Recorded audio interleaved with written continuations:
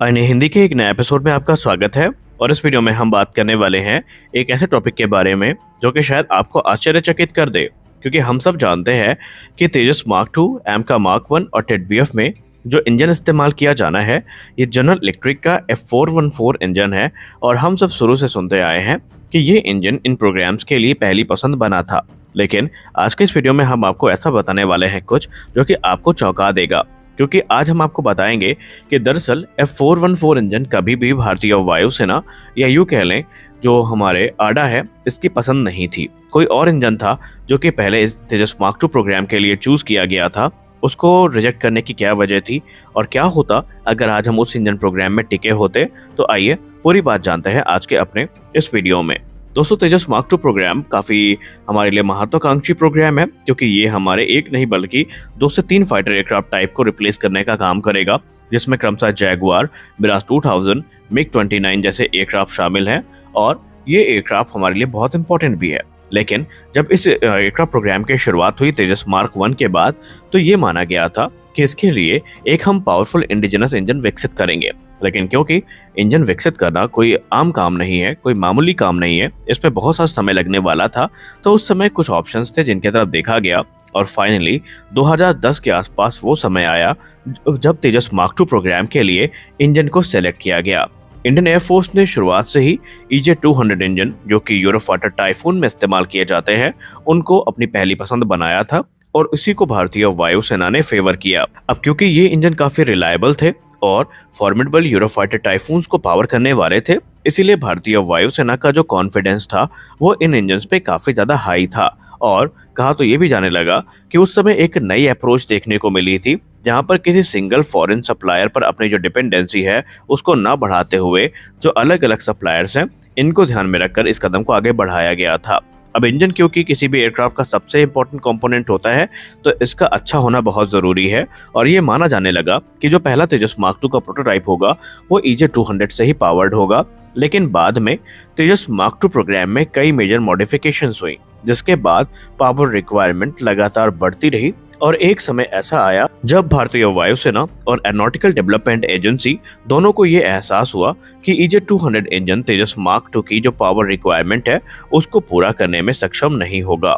और इसी के बाद एरोनॉटिकल डेवलपमेंट एजेंसी ने एक नए इंजन की तलाश करी और ये तलाश आके खत्म हुई जनरल इलेक्ट्रिक F414 IN-S6 पर। और ये वो इंजन था जो कि 2 कारणों से भारतीय वायुसेना को भी पसंद आया और एरोनॉटिकल डेवलपमेंट एजेंसी ने भी इसको लेकर के अपना इंटरेस्ट दिखाया। पहला फैक्टर था प्राइस से अगर हम कंपेयर करें तो जो ये कॉस्ट इफेक्टिव ऑप्शन था ये F414 था, क्योंकि इसमें बहुत सारे जो चीज़ें थी वो सस्ती थी और उसकी वजह से इसकी जो मैन्युफैक्चरिंग थी वो भी सस्ती थी EJ-200 की तुलना में, और भारत को काफ़ी आसानी के साथ ये मिल सकते थे।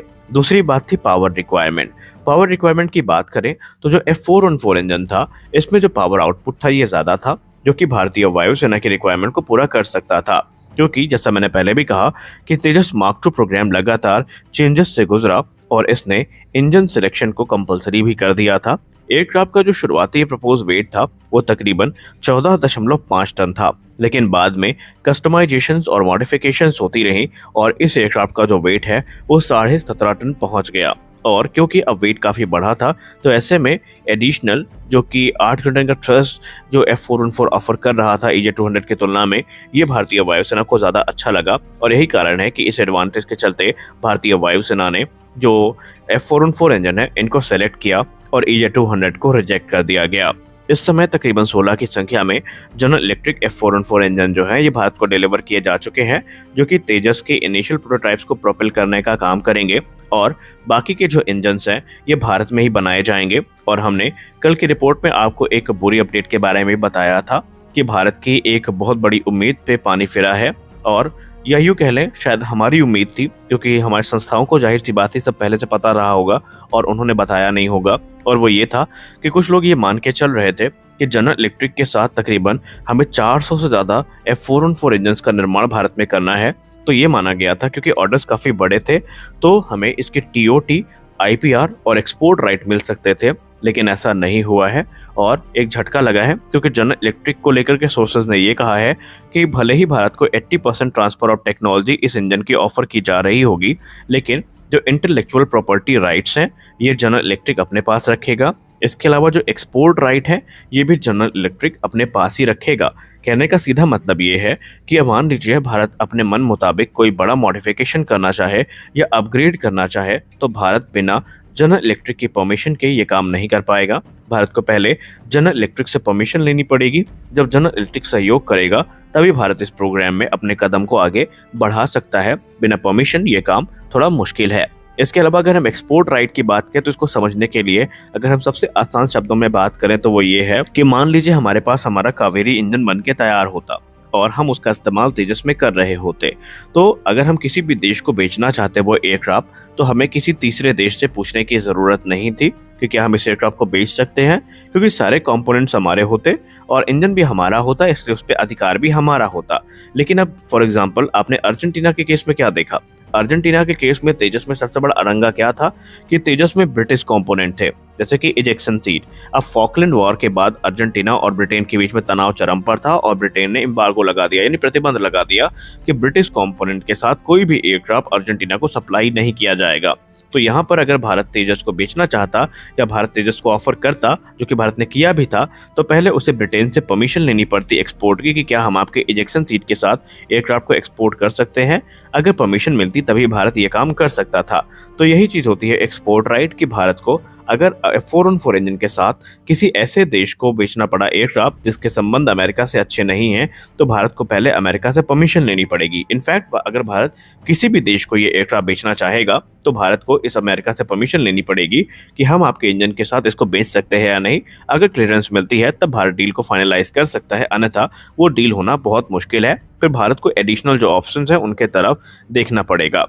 तो ये सारी चीज़ें हैं जो कि 19-20 का फर्क पैदा कर रही हैं, लेकिन ऐसा नहीं है। माना जा रहा है कि भारत में बहुत जल्दी इसका भी एक सोल्यूशन निकाला जाएगा, क्योंकि हम सब जानते हैं तेजस के इंजन बे में मॉडुलर डिजाइन फिलॉसफी देखने को मिलेगी, जिसका मतलब ये है कि आने वाले समय में इनके इंजन को अपग्रेड किया जा सकेगा। और ऐसा कहा जा रहा है कि जब तेजस को मिड लाइफ अपग्रेड मिल रहा होगा तो इंजन स्वैपिंग भी हमें देखने को मिलेगी और उसमें ठीक हमें वही इंजन देखने को मिलेंगे जो कि हम एमका मार्क 2 के लिए बनाएंगे। अब वो इंजन 110 से लेकर के 120 किलोन्यूटन या 130 किलोन्यूटन थ्रस्ट क्लास के हो सकते हैं और वो तेजस की पावर रिक्वायरमेंट के हिसाब से ट्यून किए जाएंगे और आने वाले भविष्य में तेजस मार्क 2 में हम उन इंजन का इस्तेमाल होता देखते रहेंगे। तो यहाँ पर कुल मिलाकर के इस चीज़ें स्पष्ट हैं कि इंजन निर्माण भारत के लिए सबसे इंपॉर्टेंट है, वरना हमें इसी प्रकार अपनी रिक्वायरमेंट के लिए दूसरों पर आश्रित रहना पड़ेगा। कुछ लोग भले कावेरी इंजन का मजाक उड़ा रहे हो, स्लो प्रोग्रेस का मजाक उड़ा रहे हो, लेकिन एटलीस्ट जीटीआरई प्रयास तो कर रहा है। और हमने 1000 बार आपसे बताया है कि जेट इंजन डेवलपमेंट प्रोसेस कोई मोटरसाइकिल का इंजन बनाना नहीं है जो कि 1 महीने में बन के तैयार हो जाएगा। इसमें अलग अलग कंपोनेंट्स का निर्माण करना पड़ता है। यहाँ पर हाई स्ट्रेंथ एलॉयज का निर्माण करना पड़ता है, ऐसे एलॉयज बनाने पड़ते हैं, ऐसे मटेरियल्स का निर्माण करना पड़ता है जो कि एक्सट्रीम टेम्परेचर को विथस्टैंड कर सकें। तो इन सारी चीज़ों में टाइम लगता है। तो आज के वीडियो में बस इतना ही, मिलते अगले वीडियो में कुछ और अपडेट्स के साथ। तब तक के लिए जय हिंद।